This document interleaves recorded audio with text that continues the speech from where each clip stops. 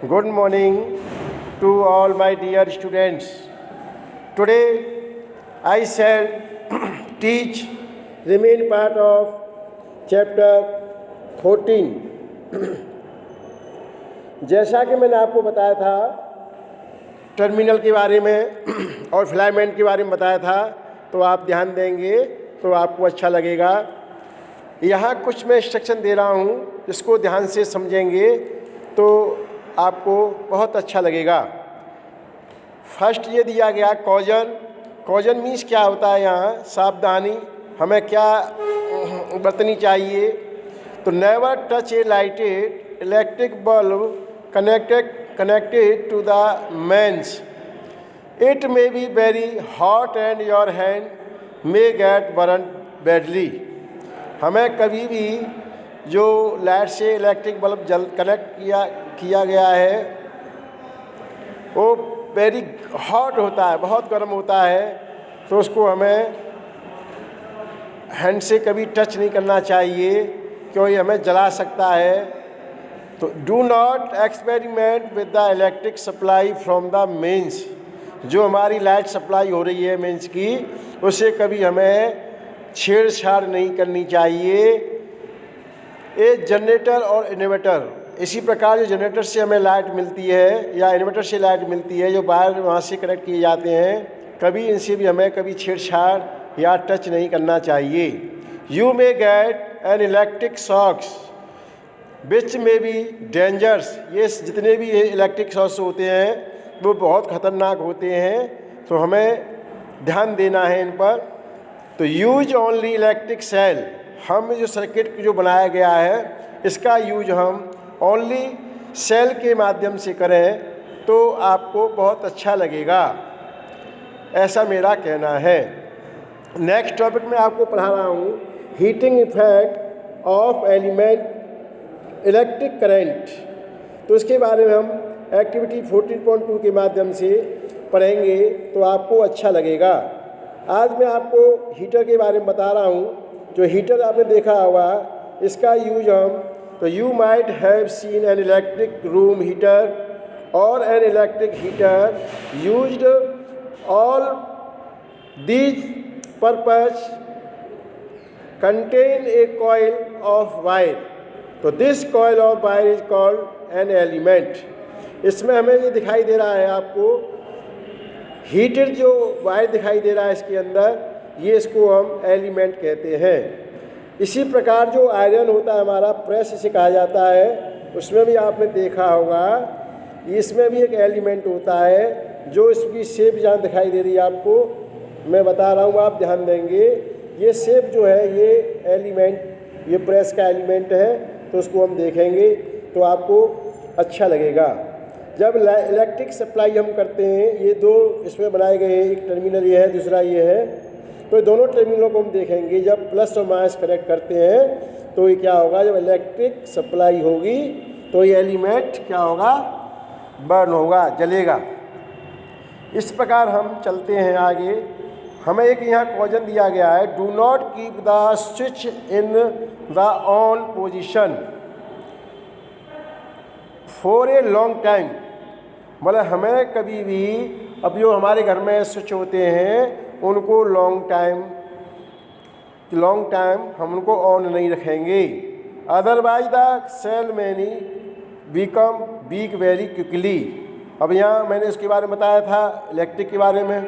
अब इस प्रकार मान लो टॉर्च यूज करते हैं, अब उसका हम मान लीजिए वो स्विच को ऑन रखते हैं लॉन्ग टाइम तक, तो क्या होता है, वो डैमेज हो जाएंगे।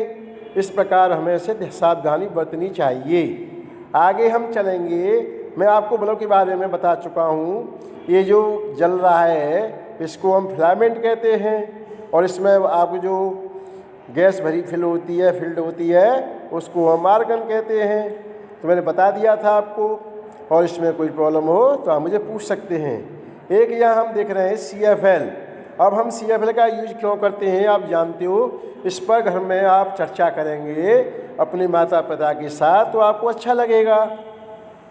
और इसमें ये भी ध्यान देंगे कि CFL का यूज बेटर रहता है तो क्यों रहता है इसके बारे में थोड़ा सा समझेंगे तो अच्छा लगेगा। और इसका C-FALS का ये पूरा नाम भी आप इसमें पढ़ेंगे तो आपको और अच्छा लगेगा, जिसको मैं आपको बता रहा हूँ अंडरलाइन करके। तो इसको देखेंगे, कम्पैक्ट ये दिया है, कम्पैक्ट ये जोड़ा है मैंने यहाँ तक, ये दिया है ऊपर कम्पैक्ट फ्लोरोसेंट लैंप्स इसका नाम है, तो उसको याद कर लेना। और इसमें काफ़ी कुछ चीज़ें हैं, आप पढ़ेंगे तो और अच्छा लगेगा। अब नेक्स्ट हम चलते हैं इस फिगर की तरफ, जो 14.4 फिगर दिया गया है, इसको हम देखेंगे। ये फिगर ये दिया गया, ये वाला ये फिगर है, इसको हम क्या कहते हैं इसके समझेंगे। इसका काम क्या होता है ये भी इसमें ध्यान देंगे। और एक साइड में आपको और दिया गया है, जैसे आपने देखा होगा ये वाला, ये दिखाई दिए आपको, इसको फ्यूज कहते हैं। तो ये इनका पर्पज़ क्या है तो इसको हम समझेंगे। जैसे आपने देखा है इसके अंदर वायर लगा हुआ है, ये MCB कहलाता है। जब ये वायर हॉट होता है तो ब्रिक हो जाता है, जिससे सप्लाई जो लाइट की हो रही है वो ब्रिक हो जाती है। तो ये सेफ्टी के लिए अपने हाउस में लगाए जाते हैं। हाउस मैनी पर्पज़ ऑफ, जैसे फैक्ट्रीज, हाउस, ऑफिस, आप जानते हो ढेर सारी चीज़ें होती हैं, शॉप, ऐसी चीज़ का यूज भी हम इसी प्रकार करते हैं। इसमें एक दिया गया कॉजन, तो never try to investigate an electric fuse connected to mains circuit on your oven. ये हमें स्वयं कभी भी इनको डायरेक्ट यूज नहीं करना चाहिए। You may however visit an electric repair shop and compare the burnt out fuses with the new one. तो इसमें ध्यान रखना चाहिए, इसमें एक वायर होता है जो इजीली मेल्ट हो जाता है, इस प्रकार हमें इसका यूज करना चाहिए। और इसमें एक दिया गया है, one reason for excessive currents in the electric circuit in the direct touching of wire. This may happen if the insulation on the wire has come off due to wear and tear. This may cause a short circuit. Another reason for excessive current can be the connection of many devices to a single socket. तो this में cause overload in the circuit. Over circuit में क्या होता है, overload नहीं डालना चाहिए। You might have read, ये हमें पढ़ना चाहिए, report in newspaper about fire caused by short circuit and overload. तो हमें विशेष ध्यान देना चाहिए, तो समझेंगे तो आपको बहुत अच्छा लगेगा। एक्टिविटी के माध्यम से इलेक्ट्रिक फ्यूज का यूज हम क्यों करते हैं ये भी घर पर चर्चा करें। ये MCB दिखाया गया है तो MC के बारे में चर्चा करेंगे। यहाँ कॉजन दिया गया है, always use the proper fuse, हमें सदैव फ्यूज का यूज करना चाहिए, पता था मैंने आपको भी। तो which have been specified for the particular applications carrying ISI मार्का। तो हमें ये परचेज करते समय ये भी हमें ध्यान देना चाहिए, जो भी हम जो इलेक्ट्रिक अप्लायंसेस परचेज करते हैं तो उस पर ISI मार्का लगा हो, ये सिंबल बना होता है, तो उसको देखें। Never use just any wire or strip of the metal in place or fuse.